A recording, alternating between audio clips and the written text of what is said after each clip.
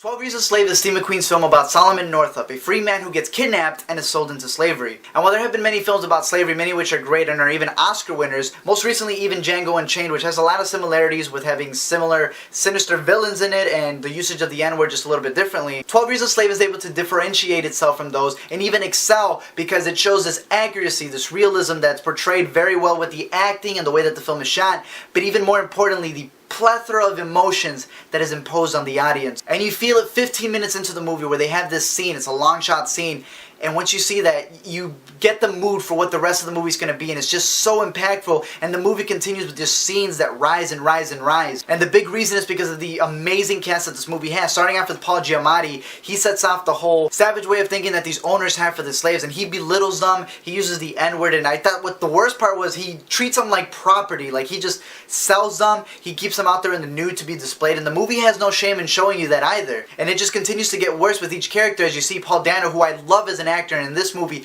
he has some great roles because he irritates you completely. But he has some of my favorite scenes in the movie. One where he's making the slaves clap a rhythm so he can sing a song that's mocking them. But what I liked about that scene was that while he's singing this song, it plays in the background and it continues on to the point where Benedict Cumberbatch is giving a message. He's preaching about fairness and love, and that music, that song that he's singing, is still in the background, and you see the expressions on the slaves' faces where it's like, you're teaching me about this, yet you mock me behind the scenes. And you as the audience member get to see that you're hearing the message, yet you're still hearing the song in the background. And Benedict Cumberbatch plays that one owner who is the nicest out of them all, but in reality you see that he still has faults to him. He still is only looking out for himself because the slaves are just property to him, but he still owns the role and has this accent. But definitely the one who ups the stakes is Michael Fassbender's character, and he's worked with McQueen before. He even started off with him in his previous films, and in this role he is just so sinister and evil, and you just really hate him. You wish that Django would come in and just shoot this guy off, but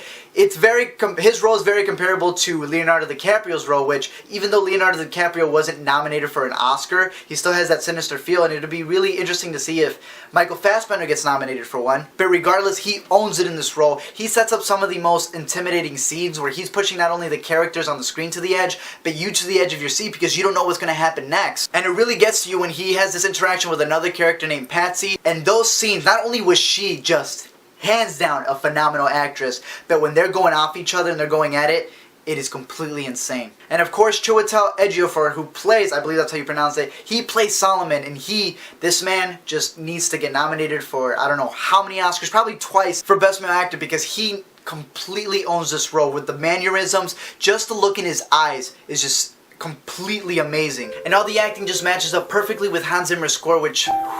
And then along with Sean Bobbitt, who did a phenomenal job in Place Beyond the Pines, and he's done both of McQueen's previous films, but it's how the scenes are dealt with that make them so gripping. There's specifically two scenes. It happens throughout the whole film, these long shots, but there's specifically two scenes in this movie that are going to be talked about a lot. And the way that they're handled is that they're just one long shot, not to be artsy, but because you get so invested in what's happening, and if there was a cut, you would just be able to draw out, but if there isn't, so you have no time to breathe, you have no time to step back, you're just so engaged in what's happening. It's just beautiful because one, the way that they're able to pull off these scenes, incredible. The actors and how they stay on mode, phenomenal. And I can't see how a lot of people may be pushed away because of the violence, because it is very bloody, it is very out there, but at the same time, without having that, you wouldn't be able to show a fraction of the emotion that the film is trying to portray. In reality, I see that the only big problems that there was with the film, besides Brad Pitt randomly being in there, because I know he produced the film, there were some shots that do tend to last long, like a scene ends and they just keep the shot on a character. And it may seem like a little odd. It wasn't that bad to me,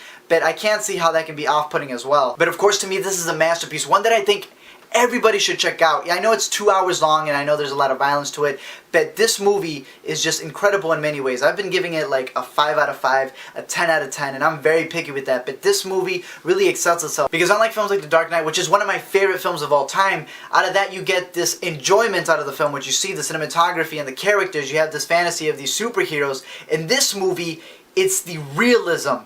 It's the emotions that it takes out of you, and how it's done visually with the music and the characters is really just perfection, and is definitely a must-see. But let me know if you're interested in watching 12 Years a Slave, or if you were lucky enough to already watch it down below, and I'll see you guys next time. I was a free man. I'm not a slave.